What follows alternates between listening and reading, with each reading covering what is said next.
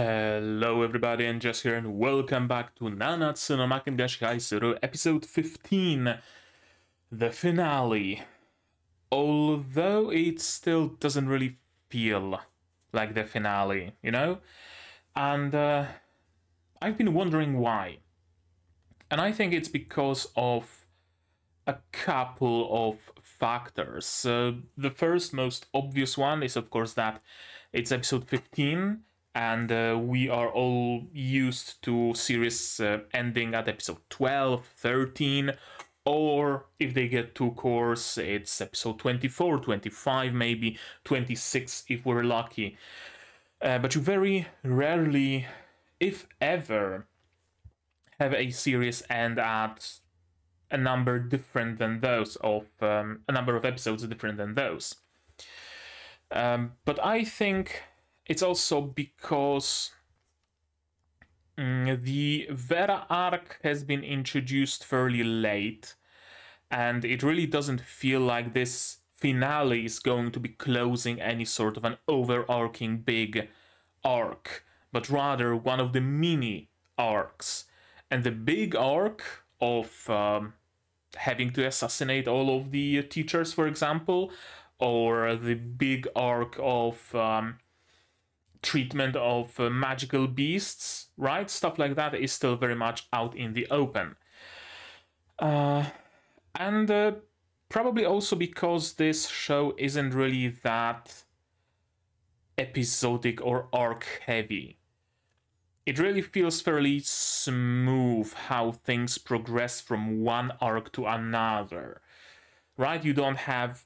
those arcs aren't strictly fully entirely defined as individual chunks of story with maybe an episode of, I don't know, training on the beach or resting in the onsen, something like that thrown in the middle. I think it's a combination of those factors, but it still really feels wild sitting here and watching it as a finale, despite it really not feeling like it. We'll see about it, of course. Whether this episode will live up to being a finale or not. Something tells me it probably will, although I really don't know what to expect. I really don't, but it's been a running theme for this show for quite some time now. Right, in the previous episode, we got much more backstory on Ophelia, on Ophelia's relationship with Carlos, with Alvin, with the rest of the whatever they were called. I'm just gonna call them student council because that's essentially kind of sorta what they represent in the story. And we know that Ophelia broke. She's just broke. And you guys told me some clarifications in the comments that it wasn't just a matter of a single night, but rather Ophelia has been changing for quite some time now, that the students that she attacked initially probably aren't dead, probably didn't die. The guy that she attacked later, he's probably not dead either. What else? And yeah, that giving in to her succubus urges was essentially that breaking point, because so far she's been keeping her composure, but when those three came in and started bullying her, something broke within her, and you can free a genie, but you can't put it back in the bottle, kind of a situation. So whether she wants it or not, that's what she has to deal with now, if I understand it correctly.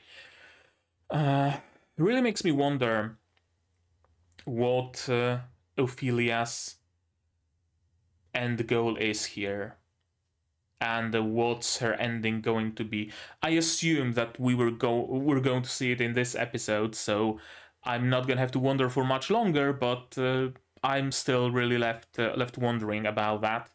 What's gonna happen to Carlos? What's gonna happen to Alvin? Those are also very good questions. Will they also be consumed by Ophelia's spell? Will they be the ones to stop Ophelia? We don't know. How much tragedy can we really expect from this story, because I can see that we can expect at least some modicum of it. And what's going to be the role of Oliver and his team, of course, because there's like, what, 4 different teams zeroing in on Ophelia's base right now? Yeah, there's Oliver's team, there's Alvin's team, there is, what's her face? Chella's sister, cousin person, her team, and then there is Oliver's subordinates who make the 4th team. Something tells me it can go chaotic. I just wonder how much. Anything else? Right, in the previous episode we also met Cyrus, who's also headed for Ophelia because he has some prior arrangements with her. We still don't know what's it all about. He doesn't intend to be her final guest, or whatever that is called. He doesn't want her research, so why is he going there? We don't know that. There's a lot of mystery surrounding Ophelia. So everything remains to be seen, I guess. Anything else important from the previous episode? Not really. I think those would be the highlights. So all that remains is to see... Oh, right, and of course Pete breaking out, throwing the whatever bomb that spawned a Minecraft beacon, and now everybody knows, hopefully everybody knows where Ophelia's base is. So that's gonna make their jobs a little bit more, a little bit easier. And yeah, all that remains is to see how it ends, how it concludes. I can already see the first scene being, I think it's Pete standing by the entrance to Ophelia's hideout. Also, very pretty landscape. Now that it's a still and nothing's actually going on, I have the time to, you know, fully look at the landscape and fully appreciate it. It's like, I don't know, Scandinavian mossy plains, something like Iceland maybe. I don't know, Scotland a little bit gives me those kinds of vibes, especially with the fog. But yeah, all that remains is to watch this episode, of course. Sucks that it's gonna be the last one, but here's hope that maybe we're gonna see some more seasons. I really hope this show is a success, and we're actually gonna see season 2, season 3, season 4, and however many more they wanna make. But I should probably stop talking and we should start watching, right? To do that, you will of course need your subs to follow along with me. I'm gonna need my sound to hear what's going on. My headphones should be fine with my piercing should be fine with headphones now, I hope, because I really don't want to watch a finale of a show like that with earphones, not knowing if my voice sounds correctly or not. So what's the worst that can happen, right? An infection, what is that? But yeah, subs, sound, and I'm also gonna have to ask you guys for support the channel monetarily on Patreon or YouTube down below, or not. Share my content, spread the word, costs you nothing, helps a lot. And with all of that out of the way, we can start watching Nanatsu no Maken ga Shihai Suru, episode 15, the finale, in 3, 2, 1, go.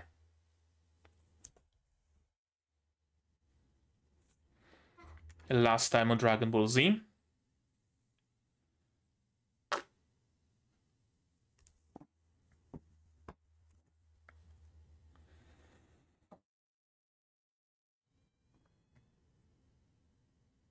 Opening.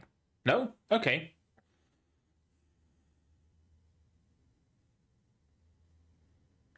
Oh yeah, so he is alive.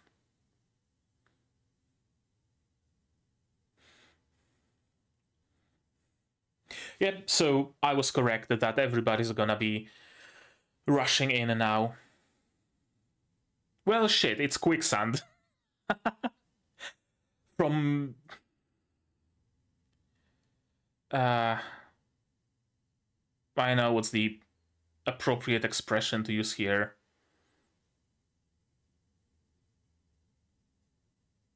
But in Polish you would say from rain to underneath a... the thing by the roof that carries rainwater. Right, from a bad place to also a bad place. Okay, so they were the first ones. That's cool.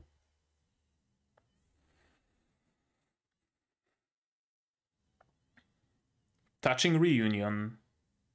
Hello, Ophelia. That's a very nice looking Athame.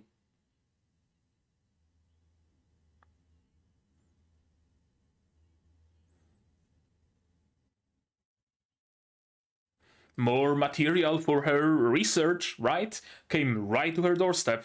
She doesn't need to capture them or anything of the sort.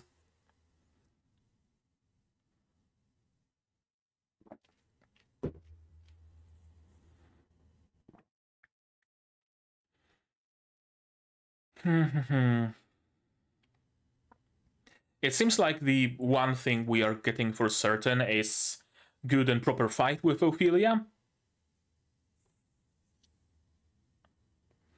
But it somehow feels too simple. Oh, there's Ophelia radiating that aura. I don't think it was... that scene was there in the opening earlier. Or at least Ophelia didn't have the aura around her. That's a nice touch. Yeah, as I said, what it all goes towards is a fight with Ophelia, but I don't think it's gonna be quite that simple. What with so many teams approaching, and with Ophelia's research being something we still have no fucking clue what it actually is, right? Could very well be some sort of a flesh golem rising from underneath the ground, and they're gonna have to fight that.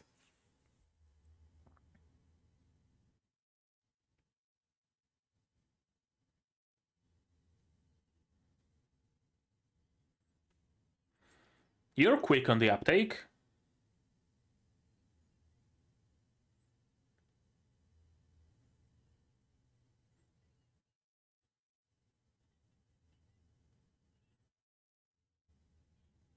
Yeah, I'm just helping the, you know, lower classmen.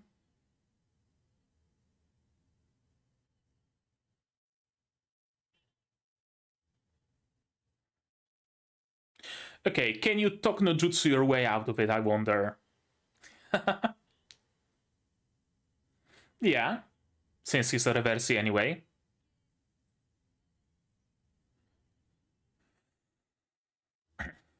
Oh, so she's trying to fully turn herself into a succubus?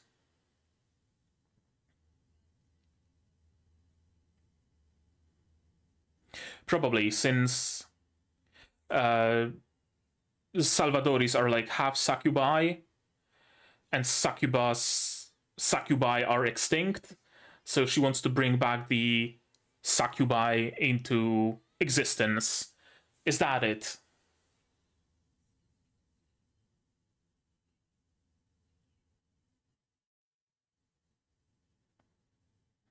That's Latin. That's like legit Latin.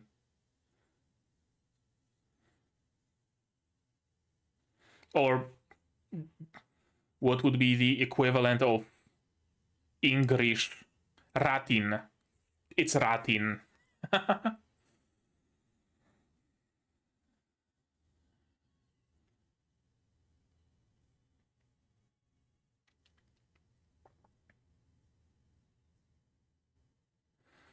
A really long chant. Okay.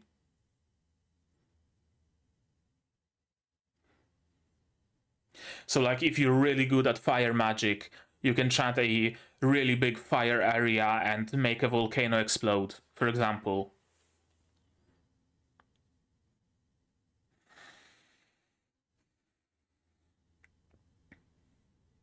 Oh, what you doing here?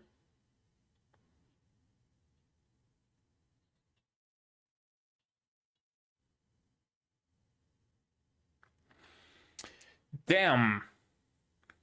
Hashtag unbirth. I did not expect this tag to appear on this series.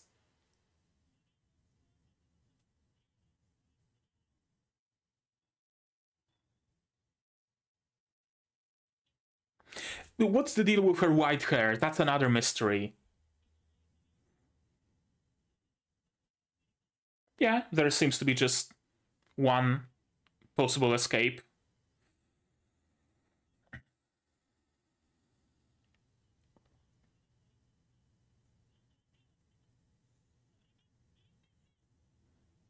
Double cast.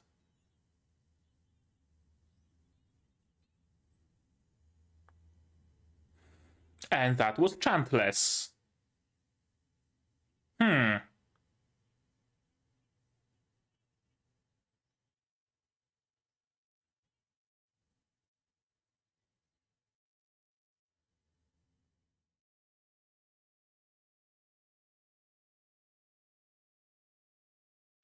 Yeah, that's the spirit.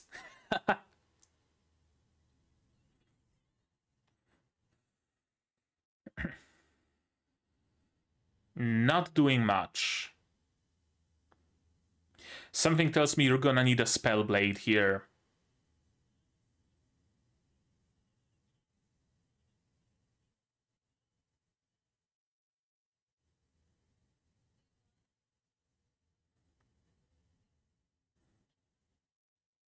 Okay, what's the goal, though? What's the goal of doing that?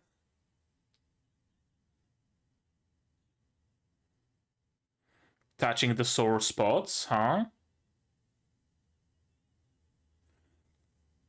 Oh! Okay. Apparently she... Okay. I did not expect Godfrey's to be involved.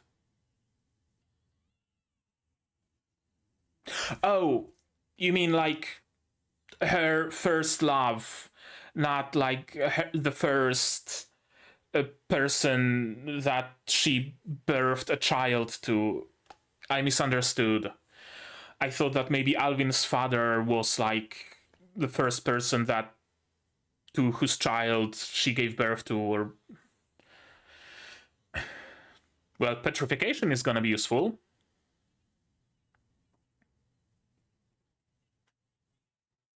Not entirely, though.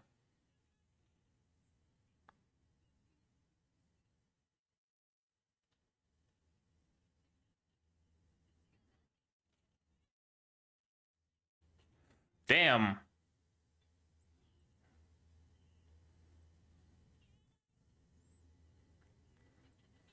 Not losing your moxie there, are you?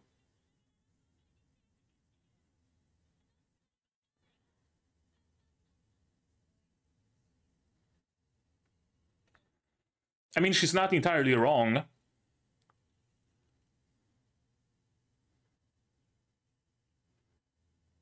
Then again, I still don't know what Ophelia's end goal is here.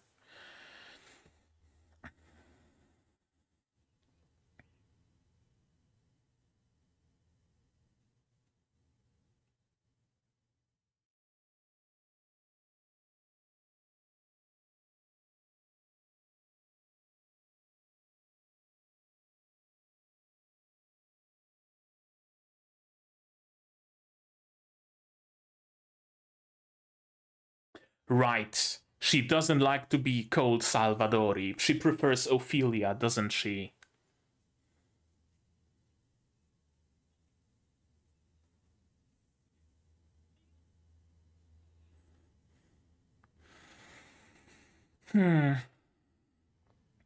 All this time I thought that her end goal might be getting rid of her succubus nature so that she can truly be with Alvin. She can be a real girl, to use like Pinocchio terms. And where did your brooms come from? You didn't have your brooms before. But it seems like she's going in the opposite direction. She's trying to become more and more of a succubus.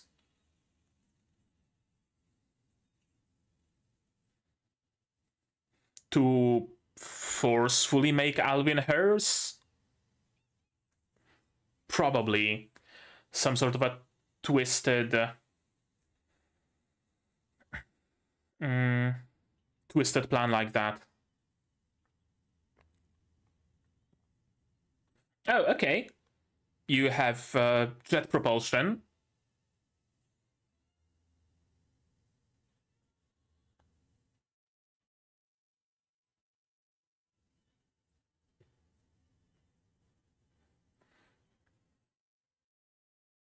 Straight at Ophelia.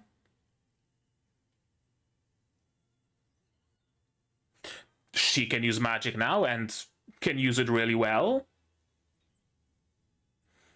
I mean, she could use magic all along, but...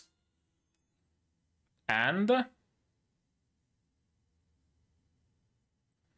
Well, shit. She's not gonna be able to make the final strike. Yep, she wavered.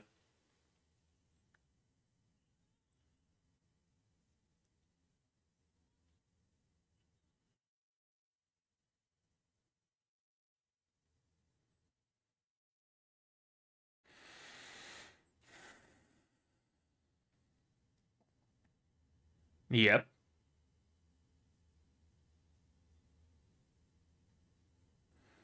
True. She didn't really have a chance to develop, to mature, did she?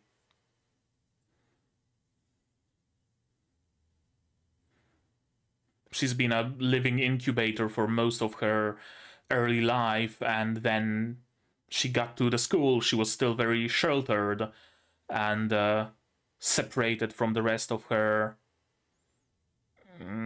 peers, and then she shut herself in the labyrinth. There really isn't much room for growth and maturity, is there?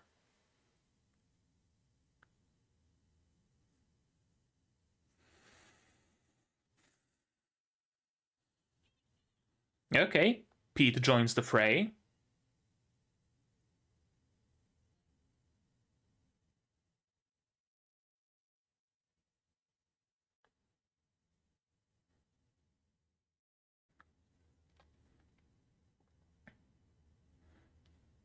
I mean, right now you're kinda doing it to yourself, but I can understand the regret.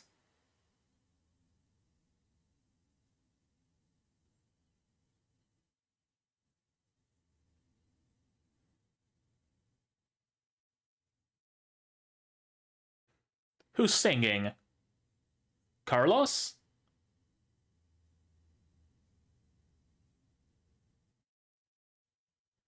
Carlos, isn't it? Yep, Carlos also sang in that underground area.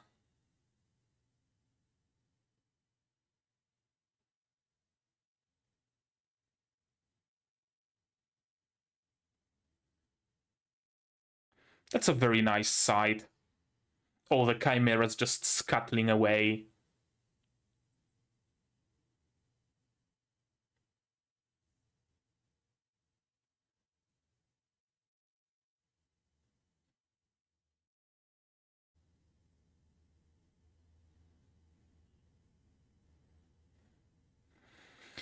Okay, so we're gonna have our answer. Can you still be saved when you're consumed by the spell? Or are you doomed to die the moment it begins?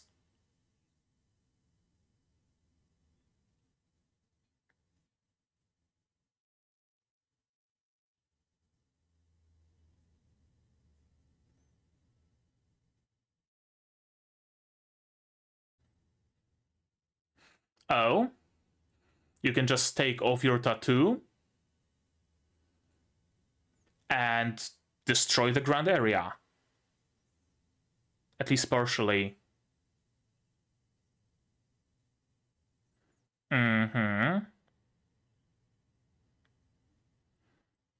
Okay. And I guess this thingamajig is like the last resort in case Ophelia does get consumed by a spell. Okay. No balls. Yep, that explains why it worked on Ophelia and also explains the voice.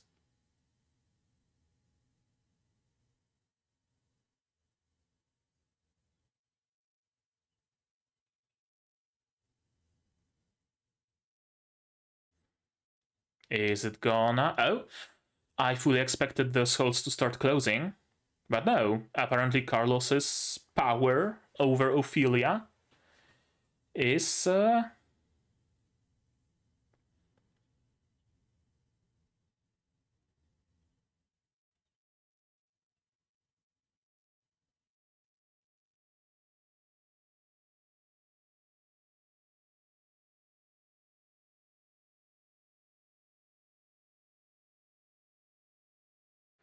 be by your side, support you.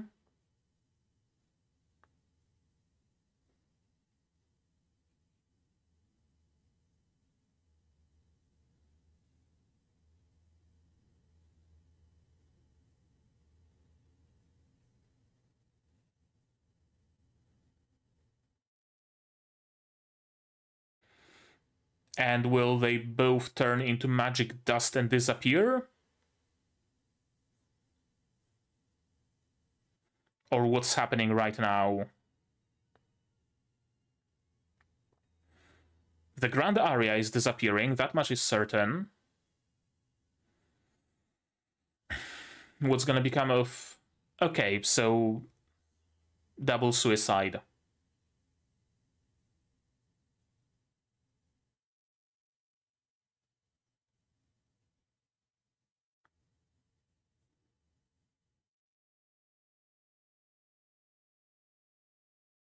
Yep, turned into magic dust and vanished.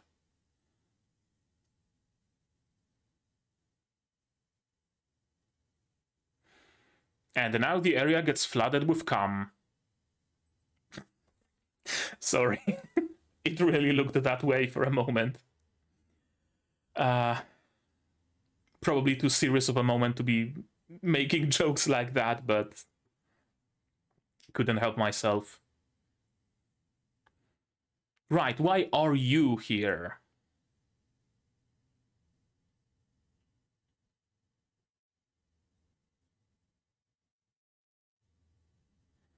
Maybe don't call him Noel with his classmates present.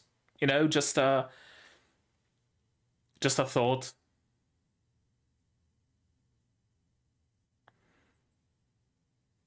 What's that?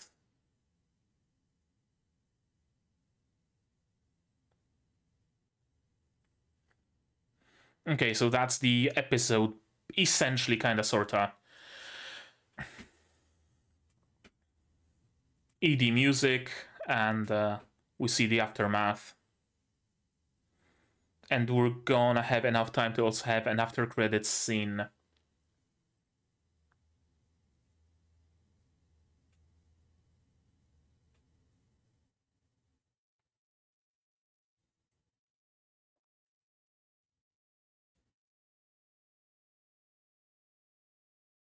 Yep, the rose sword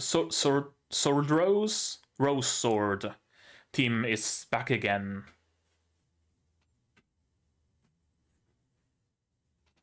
Because it's a fairly common occurrence, probably.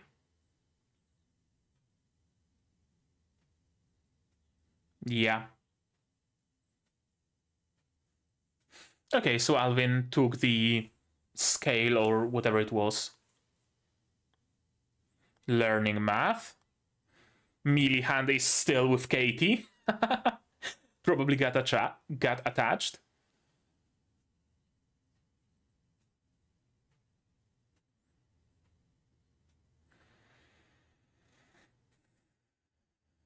Yeah. Yeah, legit. Pete's been fairly standoffish, but now he's much more integrated.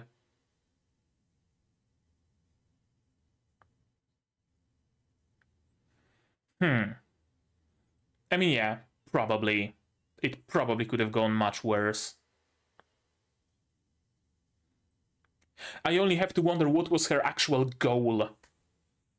Oh, hello there. Who's the next target?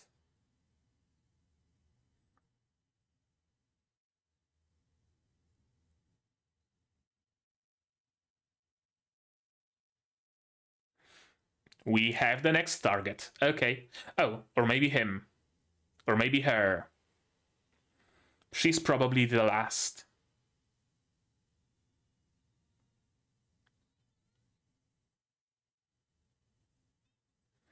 Yeah, don't get lost in your genocidal thoughts.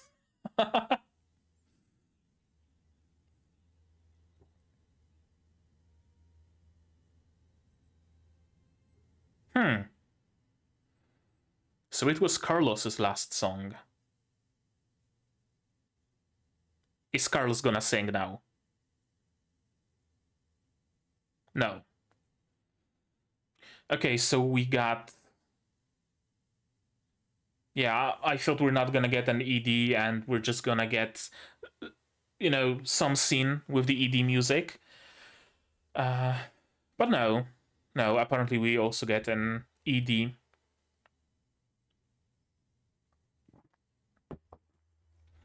Kind of a shame. You know, I mean, sure, the episode was good and it ended well, but those like 2-3 minutes, however long the ED lasts, I would really like to get a little bit more of the show, even if it's just those couple of minutes. I don't know what would I like them to show during that time, but with a world and story as vast as this one, they would surely find something. 100%.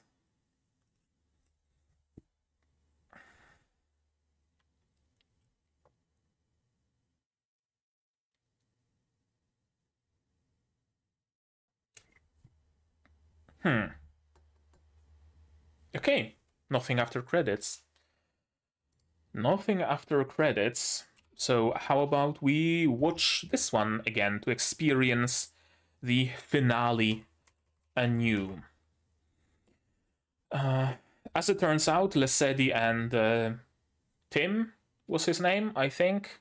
He's not listed on the list of characters, so I don't know. I think Tim or Timothy, something thereabouts.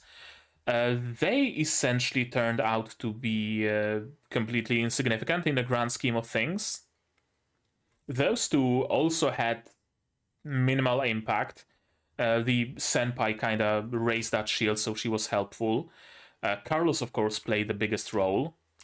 And Oliver's brother and sister had absolutely no impact. I wonder if it was done on purpose, that, you know, when people are rushing towards some action and a lot of people rush towards some action, it's not always that everybody will get their share of action. Is it to make the situation a little bit more grounded, a little bit more realistic?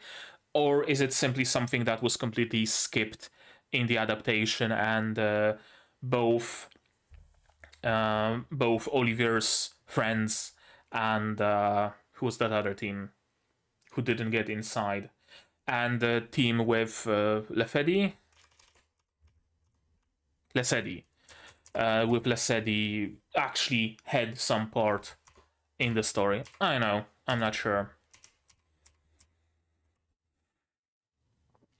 This episode, there were a couple of moments where I really felt like it's rushed.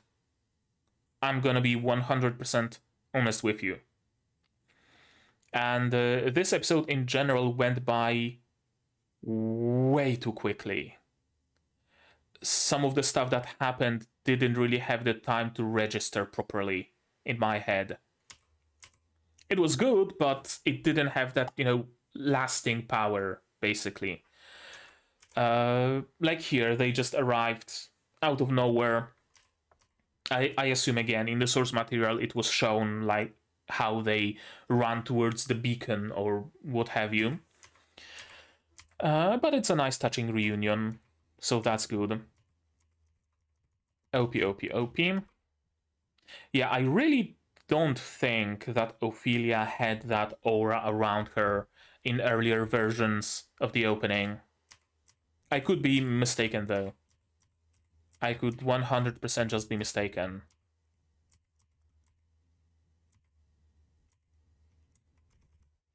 Underclassmen, not lowerclassmen.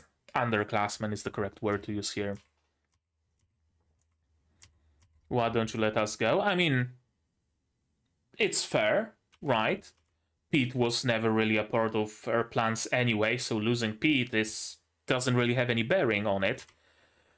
But Ophelia declares that she is no longer a human, which tells me that her goal was indeed to fully turn herself into a succubus. But that really makes me ask the question, why?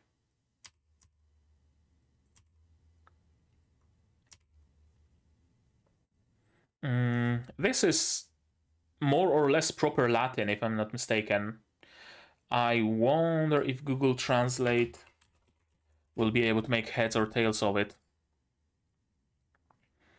Latin, where are you? There we go. Bestia alas petit avis manus invidet. And before looking at the translation, beast, although small, something hand something. No. The beast wants wings, the bird envies the hands. Right, avis. Bird. Next, piscis, that would be fish. Pedes, cupid, plant, carnem, desirat. Fish desire walking, plants desire life.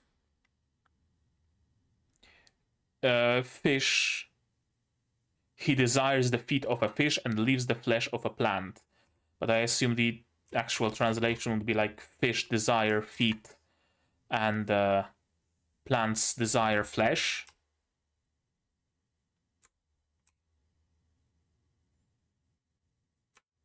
Okay, another chunk.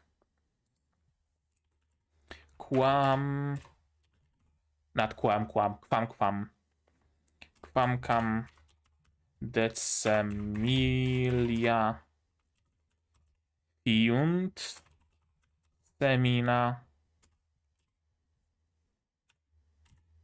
que tata sunt.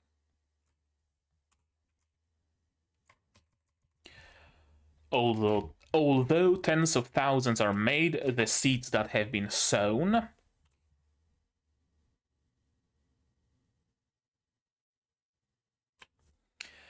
tamen nemo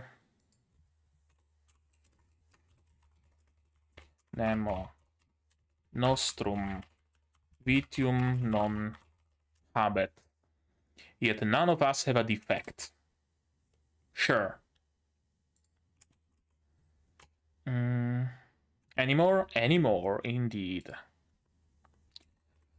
Colligens fragmenta et continuans de in steps. Heck. picking up the pieces and continuing this forward.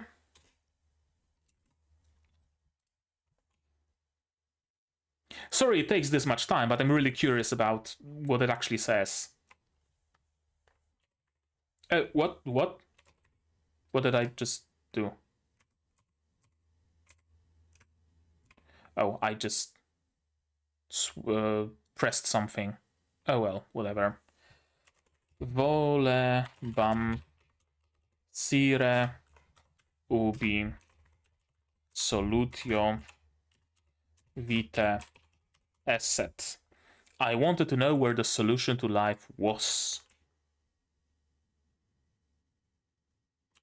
It has begun indeed. And I think this is the last verse. Utinam tu clamoribus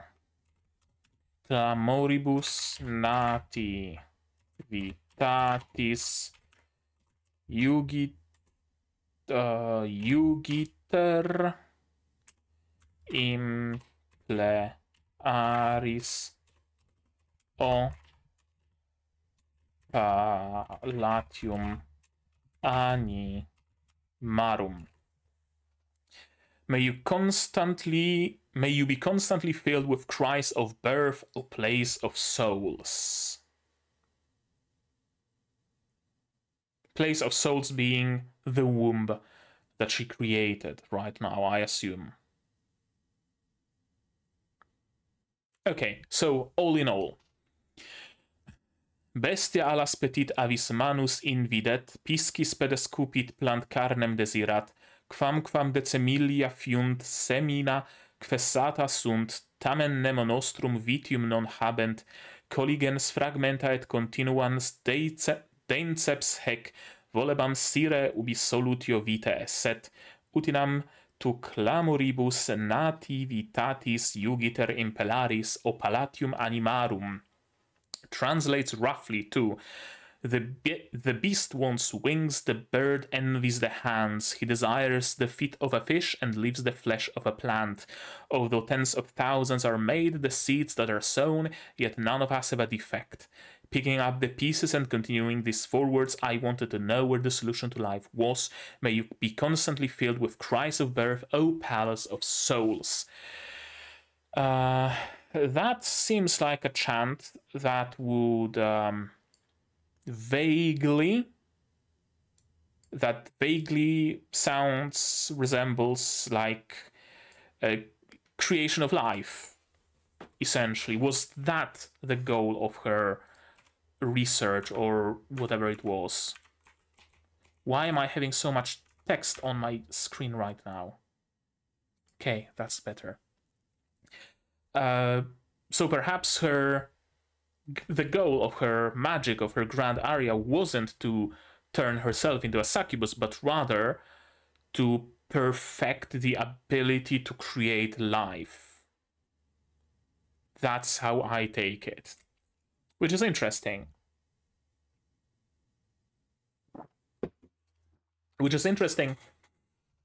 Both from a meta perspective, as you know, in-world meta perspective, meaning what are the limits of magic? Can magic actually just create life out of nothing? We know that that Ophelia can create magic, can create life out of, well, nothing, essentially, right? With just her magic. But what is the extent of it? Can sentient life be created that way? Can you create another human being? Right? It raises some very interesting questions. It also raises a question, what was the end goal? Still, what was the end goal of Ophelia's magic, of Ophelia's little stunt? Because birthing chimeras, she was able to do that anyway, without the help of this womb area. But and she wasn't finished with it, right? Because she was disrupted. If nobody noticed, if nobody arrived here, what was her end goal? Right? To create a really big chimera? Maybe, but something tells me it wouldn't be that simple. Something tells me her goals were even beyond that, but I have to yet again question what exactly they were. I wonder if her actual goals are mentioned somewhere in the source material, and we just completely glossed over them. Entirely possible. I also had that it's interesting on multiple levels, because on the level of magic, what are the limitations of magic, etc. But also, all this time, I've really been wondering, what's Ophelia's goal regarding Alvin, Carlos, her life at the academy? Because it really... okay, sure, she discarded that life, essentially, and became a recluse in the labyrinth. Sure, that much is fine. But it really seems to me like all this time she really still, despite all, had a crush on Alvin, perhaps was even in love with Alvin, that she has had and still has plenty of regrets about how things were, and yet she goes deeper and deeper and deeper in. I would have sooner expected... This is why it was my first thought, because I would have sooner expected that her big magic was to remove the succubus part out of herself. Because it brings bad memories, because of how she was used as a child, because it makes coexisting with other people near impossible, because if she was a normal girl, if she was a normal witch or sorceress, rather, she would be able to join the student council and just be there as herself, as Ophelia, not as one of the Salvadores, right? She would be able to learn casting fireballs and tonitrus and flamma and everything else instead of just relying on her succubus powers. She would be able to be normal again, go grab some coffee with Alvin, go buy some dresses with Carlos, you know? I would have sooner expected that she goes in that direction. Because removing a part of a human who is a hybrid of some sort, if that isn't grand research, I don't know what is. So it would fit the bill for something big. It would also make sense why she needed so many humans to, you know, get the human essence and figure out what makes a human tick. And perhaps when she gets rid of her succubus part, she needs some human essence, human juices to fill up that part or something along those lines. It really would make sense, and it was something that I fully expected. I constantly question, why is she going deeper and deeper and deeper into just losing herself? And why is this seek bar on the screen? What the fuck did I press to make the seek bar appear? J? No, J turns on subtitles. K? No. L? No. O? No. O shows some text in top left. P? P. Okay, we're good. We're good. Grand area, the goal of every mage, the spell attained by those who truly master a single magic. If I get it correctly, this is like your master thesis, essentially, or even more than that. When you are so good at wind magic that you can just make yourself fly. Not walk on the air, but control wind currents and the air around you to just straight up fly.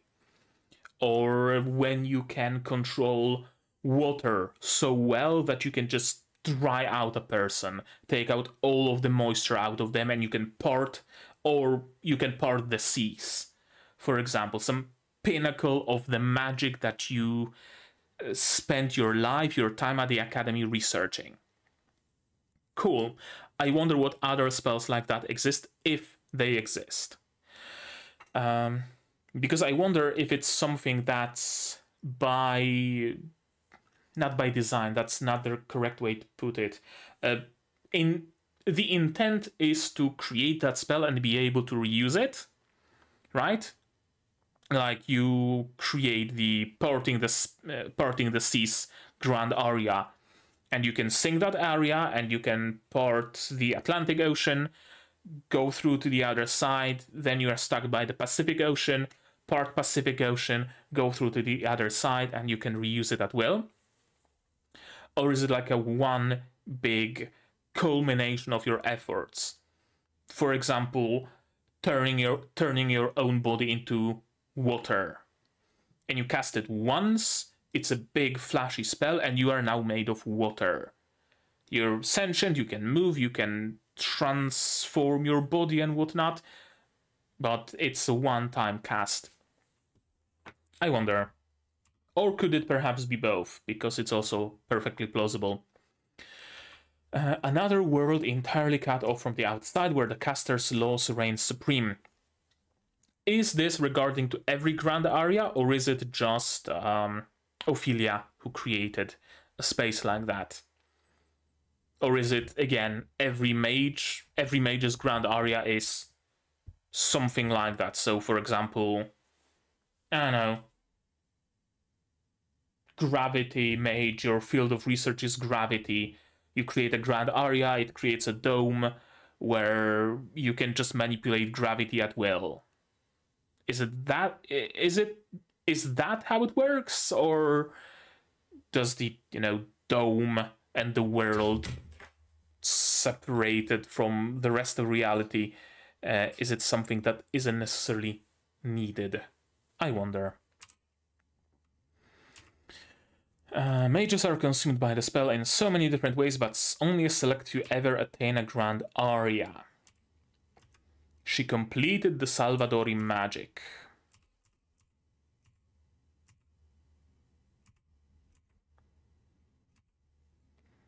Infinite trial and error is the true nature of life. So is that her final aria, creating an infinite amount of life and being able to test those chimeras in an enclosed environment to produce the strongest chimera? Again, I really don't know. I finished this episode with even more questions than I had when I started it. I'm gonna be honest with you. Unless the caster lifts the spell herself or dies. Well, I would much rather that she lifts the spell, of course. But we probably need to kill her. Yes, you are correct, Vera. Meguca and Shella with their firepower are the core of our attack. The grand area was completed and sealed off from the world. We can't even see it now, so it's not like there's a fleshy dome placed in the world. It's just been completely removed from space. Interesting. I still haven't given her that punch. This line is what made me hopeful that perhaps we're gonna rescue Ophelia, there's gonna be a touching reunion with Alvin, with Carlos, and this guy Timothy, or whatever the fuck his name is going to be all teary-eyed and is just gonna punch Ophelia weakly in the chest. You baka. That kind of a style.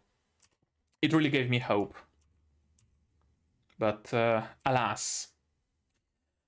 I'm amazed your personality is still intact. Okay, so we know that other mages, I don't know how common it is, probably fairly common that the mages just lose their personality. They just become one with the spell. You cannot talk with them, you cannot reason with them.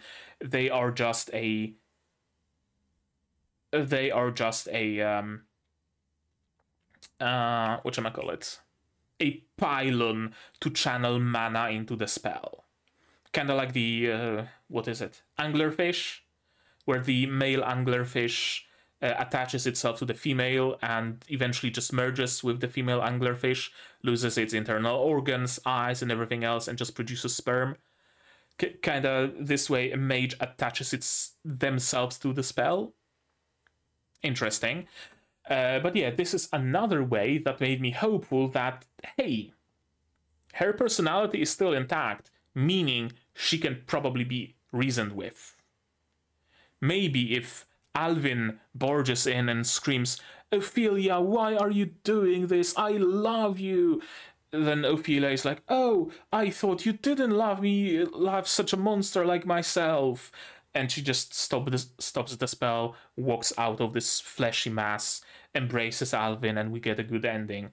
Or probably not something as campy like that, but you get the idea. They were really giving me that hope at every single step. Yeah, I really question Ophelia's motivations. I'll stick around at least long enough to watch you all die. Why? It's not like they wanted to stop her. It's not like they were a sore spot for her or tried to destroy her plans or anything of the sort. It's not like she has a grudge against them. What does she gain by just killing them? I don't know.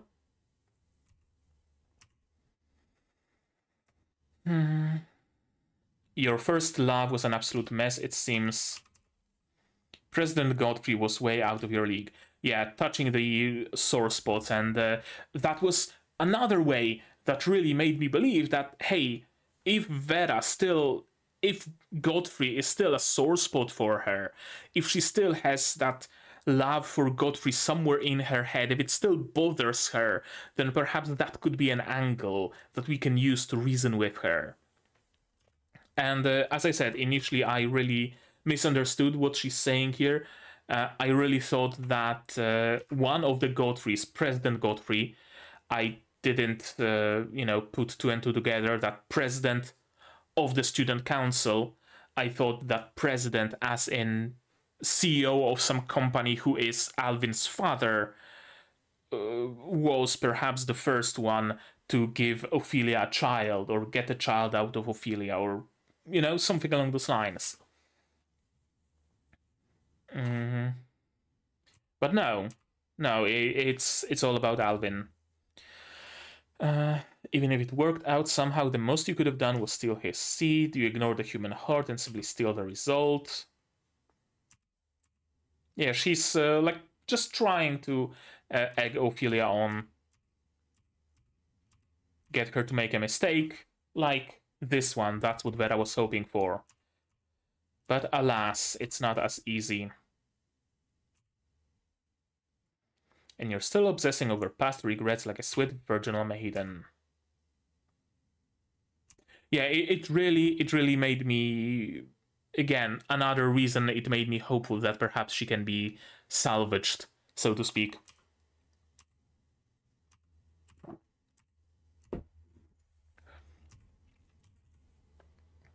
Again, this Ophelia's behavior really makes very little sense to me. Like, sure, she was consumed by her, quote unquote, not in the sense of consumed by the spell, but consumed by her succubus self, her succubus half.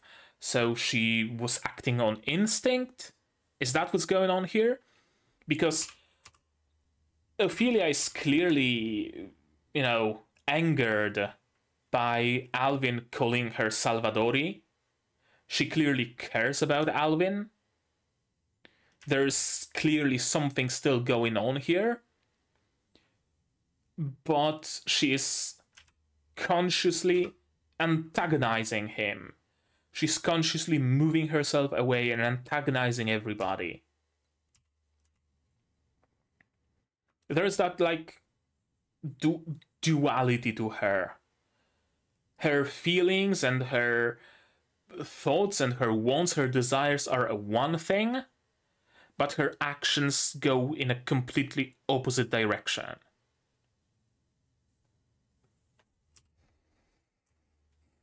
I don't regret anything. Well, Chimeras losing their will to fight tells me otherwise.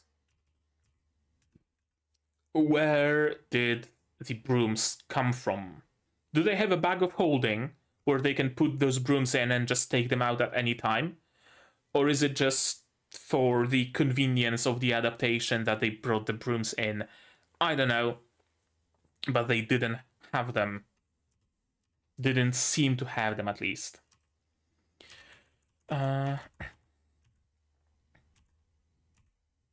Also, I mentioned that this episode felt a little bit too fast-paced at times. And this is another moment like that, where we get the midpoint title screen, Reign of the Seven Spellblades, and now they're suddenly flying on their brooms, attacking some flying monsters. When did that happen? How did we get ourselves in that situation? I don't fucking know what's going on. Why are we here? Why are we doing this? I don't know. But apparently we are. We're just flying on our brooms, attacking flying monsters, and Nanao makes an attack from above. Something tells me, I might be entirely wrong here. 100% I might be wrong. Something tells me that this scene of flying around and killing those pterodactyls is anime original.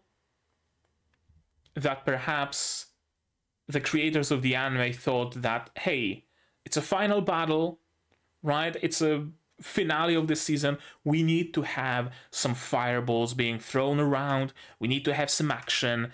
You know, we need to have some of that good old shonen style action here. And that's how we get the action. Maybe. Again, correct me if I'm wrong. And now she's crying, and again, that duality comes into play, because she's crying, she doesn't want this to be happening, she wants to be with Alvin, and she wants to lead a good life, but she's doing everything for her desires to not be possible. And of course, Nanao can't just strike a crying child.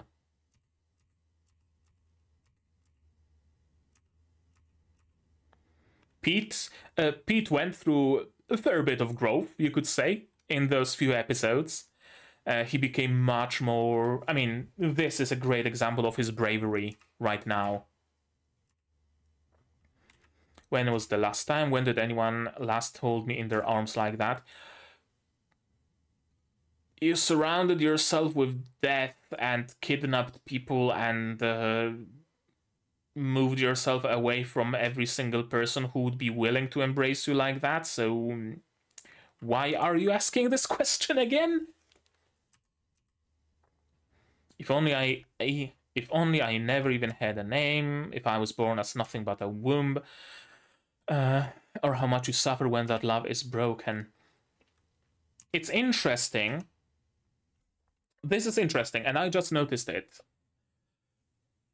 She's not mourning the fact that if only I was never born as a half succubus, if only I was born as a normal human sorceress, right?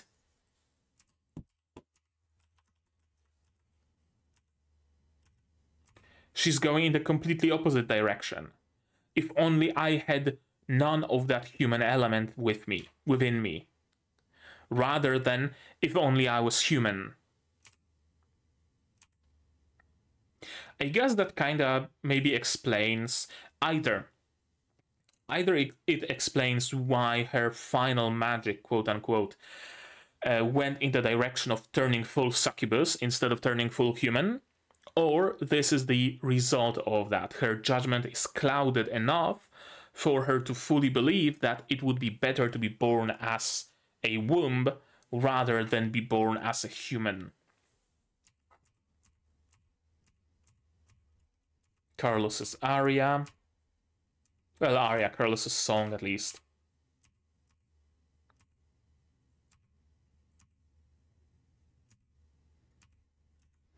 And it turns out this wasn't just a tattoo, it was a tool, yeah, to give Ophelia's a safe passing, because you can't really put it in any other words. Again, I was hopeful that this is a tool to perhaps seal Ophelia's magic, maybe, or stop her consumption by the spell, or something in that direction. That Carlos is going to be breaking up that grand area, and eventually Ophelia is going to fall out of this flesh mass, and wow, Ophelia is back with us. Jolly day, happy day. But no. For his song, which was frozen in time before his voice changed. Yep. It's wild. It's wild to me how much of this story revolves around anything and everything sexual. We have the Reversi. We have Ophelia being one of the big bosses, quote unquote. Now we have a castrato who is very important to the story, and getting castrated is also a way to get some magic. We have additional magic that can be stored within a female womb, right? You really don't see stories like that or themes like that handled outside of, I don't know, hentai series. You know, Mizuki's Insatiable Womb episode 3 kind of sort of deal, right? That's where you see magic wombs. Not in mainstream anime. Not in mainstream anime. It's cool. It's fresh. I like it. It's cool, it's fresh, and it also, again, builds the world a lot. Because we now know that not only sexual dimorphism plays a role, but also manipulating that, you know, sexual dimorphism also plays a role in how your magic works. All of that stuff plays a role in how your magic works. It's cool. It's really, really, really cool. Huh. It has a resistance against any and all types of sexual magic. Yep, that's why Carlos was never affected by Ophelia's pheromones. And again, Ophelia clearly knows that, clearly doesn't want to hurt her friends, her loved ones.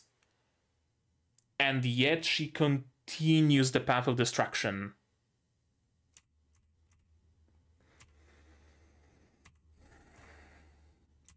Last nice memories. And the last embrace.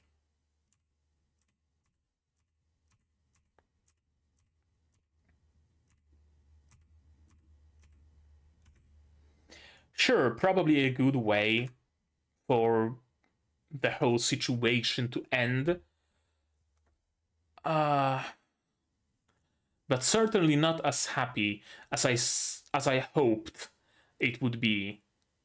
Then again, I really expected it to be even darker, perhaps. I really expected, I know, Alvin or Carlos having to be the ones to pierce Ophelia's back, pierce Ophelia's heart, and for her to ask with tears in her eyes, why, with her last breath.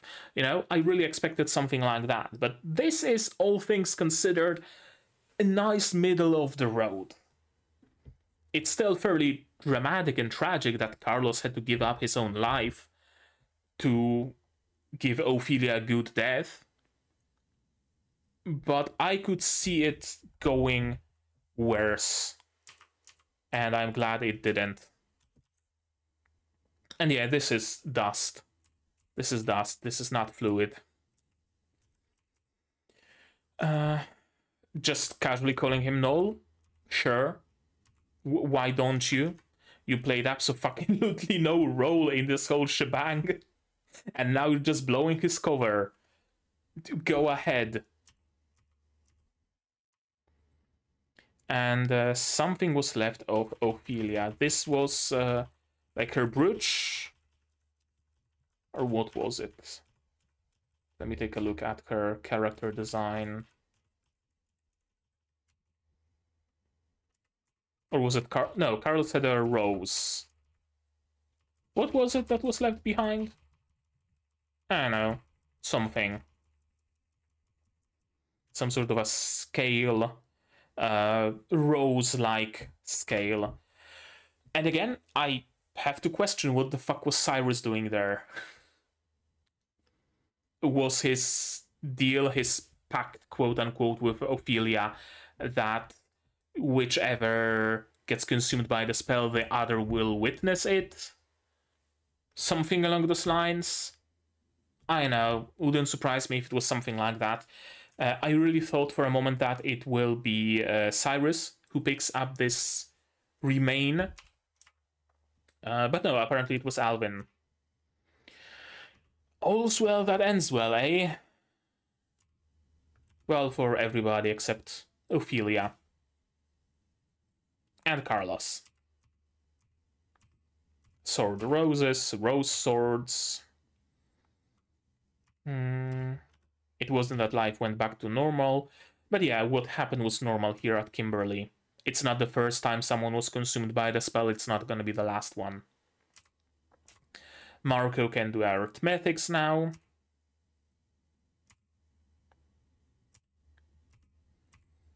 Pete is much less standoffish. Nanao still learns. And here's the teachers. And here's the mask. I was hunting for this frame. I was afraid I'm gonna have to hunt for it, but it just came to me. Perfect timing. I know exactly where I'm headed. Yeah, don't let your murderous instinct leak out like that.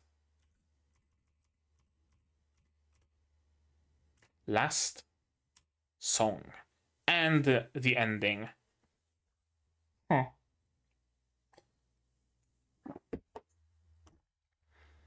I would really rather they skipped the opening and skipped the ending and gave us a little bit more of the episode. You know, to be 100% honest with you. It was good though. It was good. So, now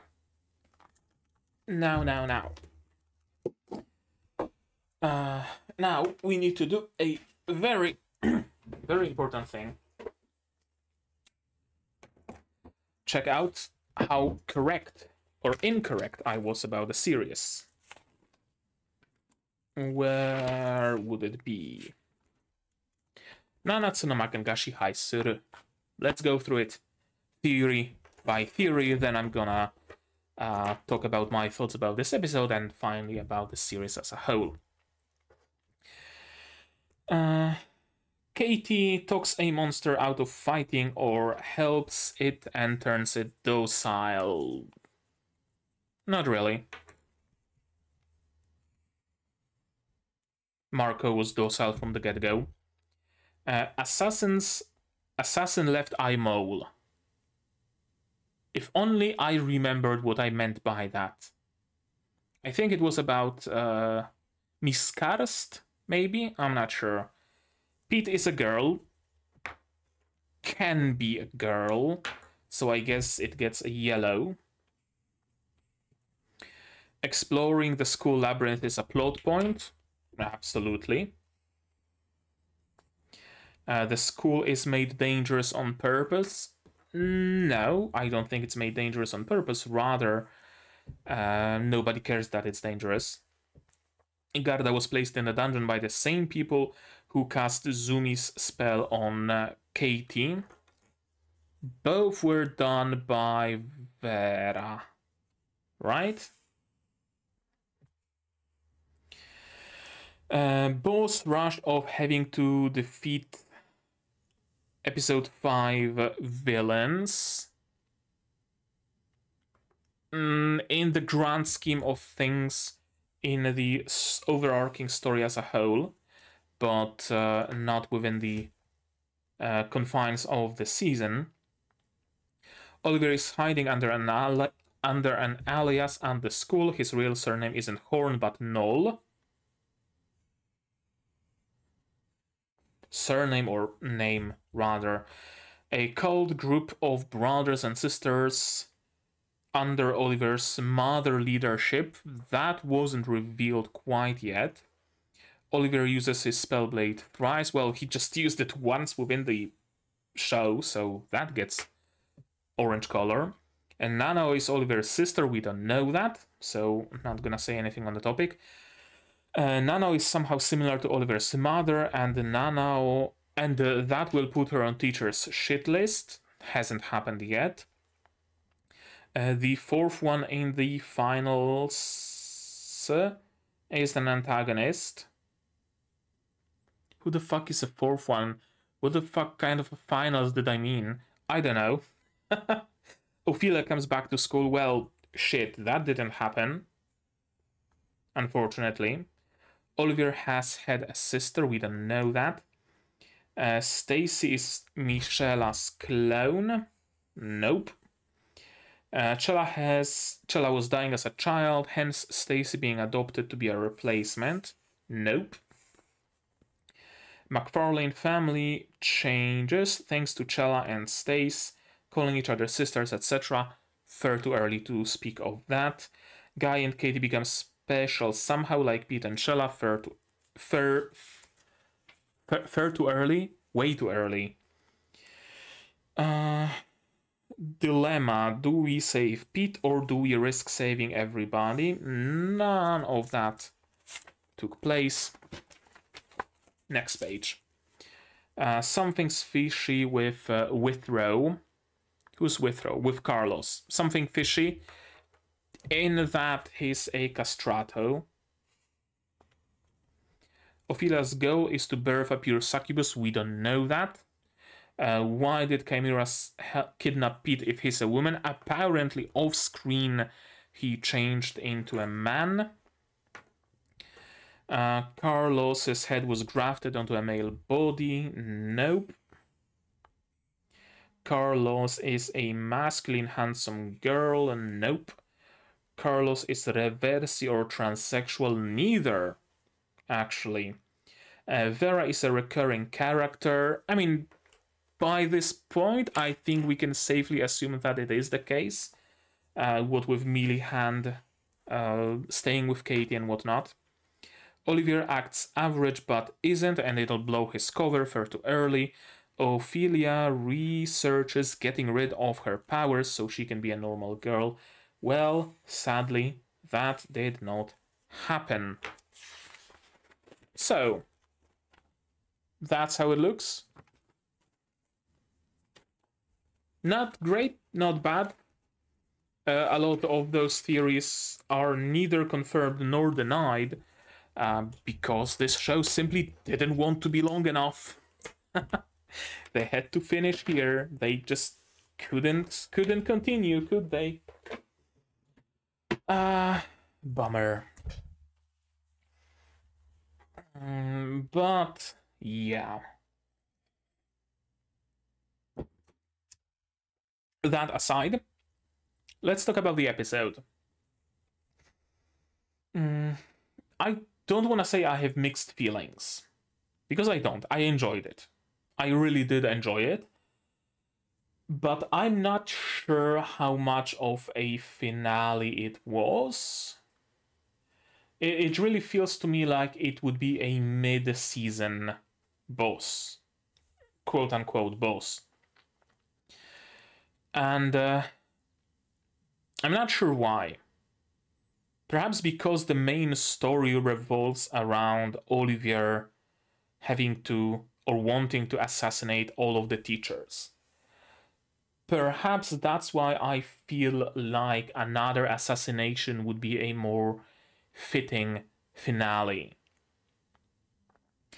Or perhaps because this episode simply did not feel like a finale, which we discussed at the very beginning, because it's episode 15 and because there aren't really any, or rather the arcs fairly smoothly flow into each other and all that jazz. Yeah, it really feels like next week I can expect another episode. And it's a bummer that there's not going to be any.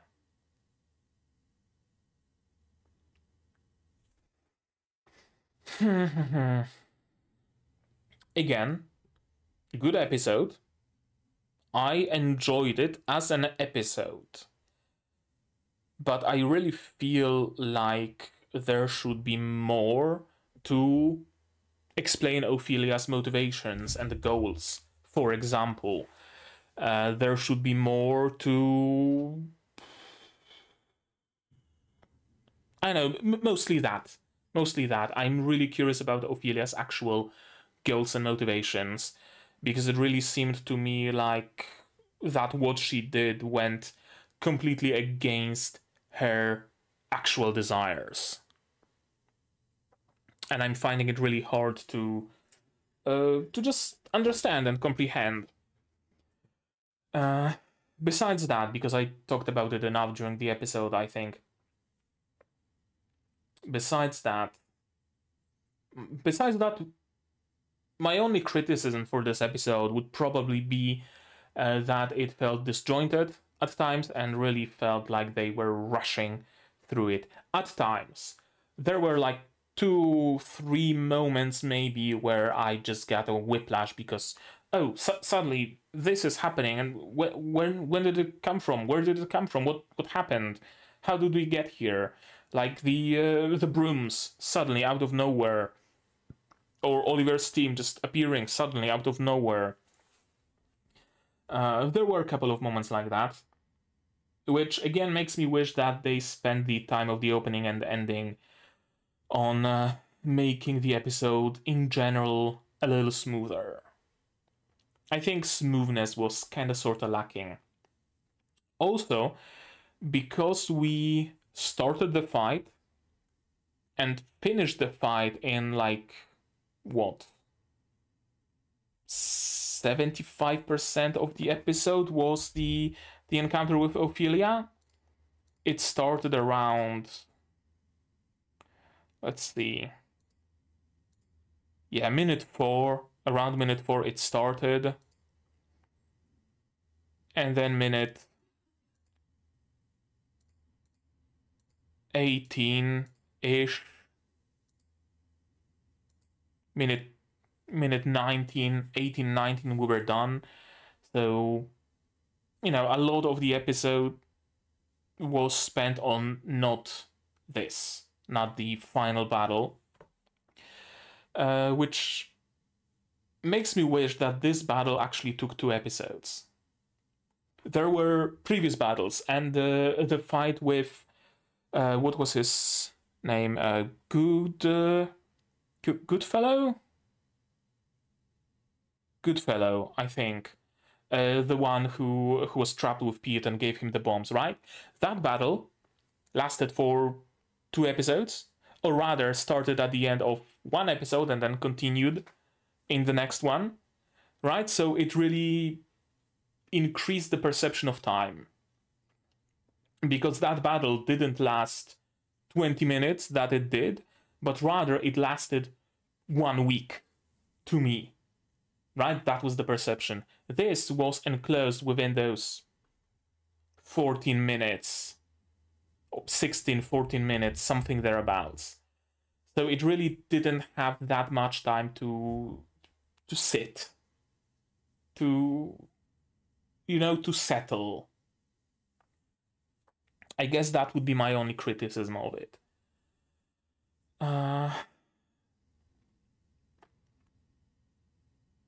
Good ending. Not as good as I hoped for, but better than I expected, as far as it goes, as far as what happened to Ophelia goes. Ultimately, she met a decent end, embraced by a friend who loved her, apparently. We learned at the last moments that there was some sort of a romantic triangle there. Ophelia in love with Alvin, Carlos in love with Ophelia. Makes me question whether Alvin was in love with Carlos, probably not. But yeah, some sort of a unclosed romantic triangle. So yeah, ultimately a good end that Ophelia met. I was hoping that she can actually be redeemed and brought back to the academy. But I was expecting that she's gonna meet a gory death at Alvin's hands. So ultimately, good ending for her. Good ending for everybody involved. Is there anything else I have to talk? I have to say on the topic of this episode? I'm not sure. It certainly introduced a metric fuck ton of world building. We now have the concept of a grand area. We now have the knowledge that being a castrato gives you superpowers. We now have the knowledge that pacts between two families give you enough powers to destroy a grand area. You know, the scope of the world and of the magic system and everything expanded even more. And then the season was cut. No, it wasn't cut. It doesn't feel like it was axed, but I really would want more. I really want more. I really desire more.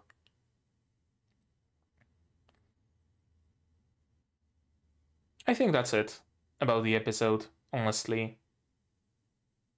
I want to sit here and talk about it because, I mean, it's the finale, right? I should be able to talk loads about the finale of a series like that, but I don't really have that much to say on the topic.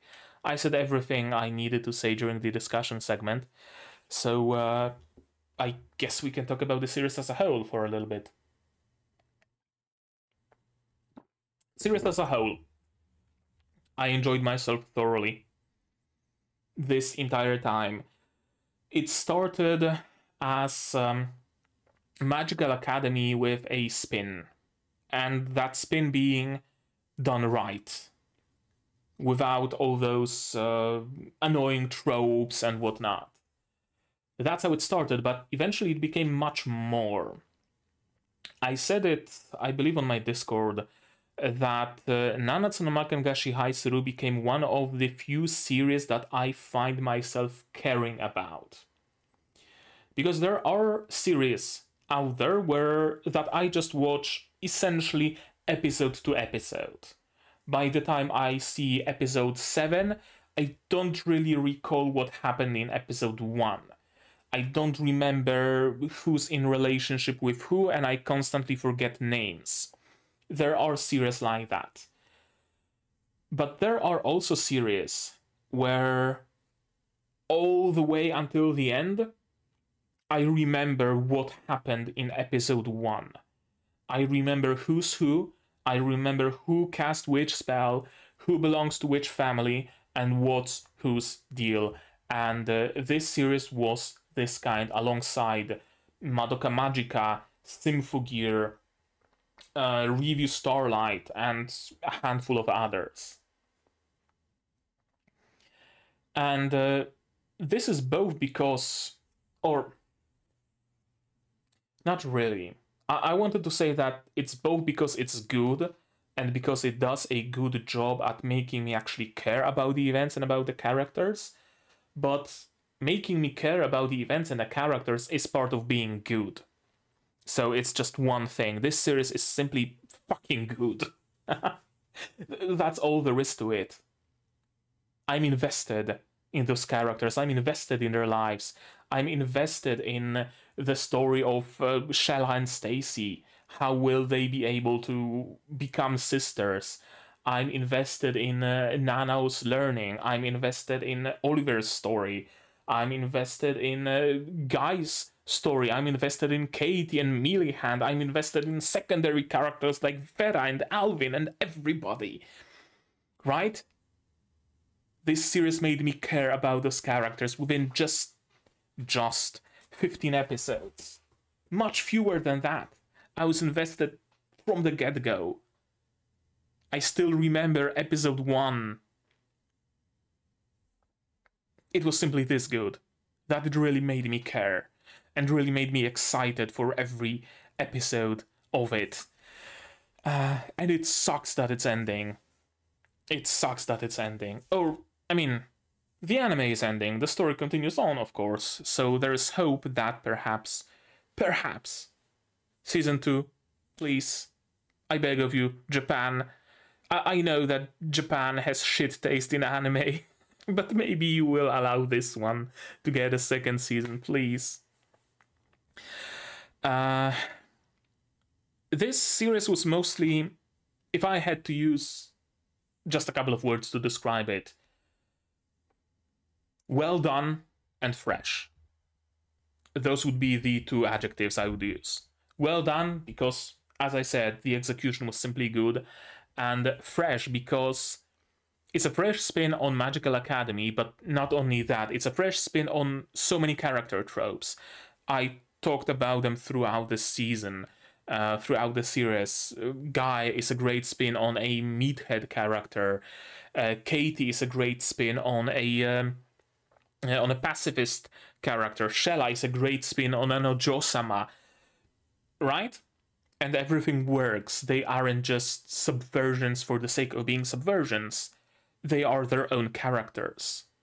They're not there just so that someone can say, oh, it's interesting how they did a complete 180 of what I expected this character to be, right?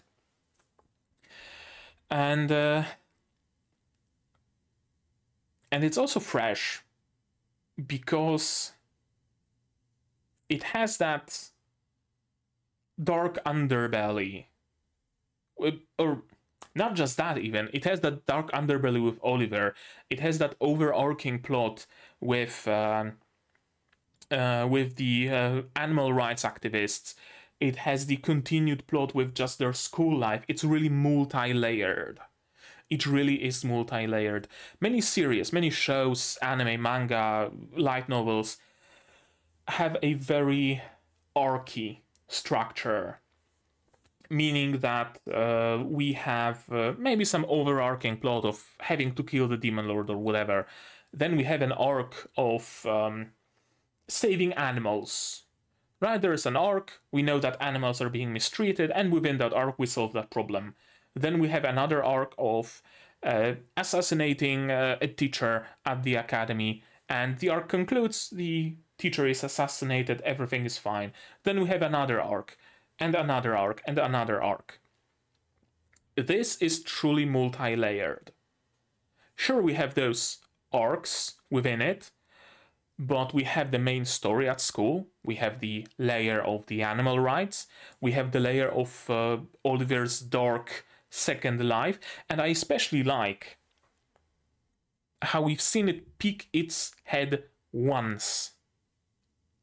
All throughout this show, all throughout this season, Oliver assassinated exactly one single teacher.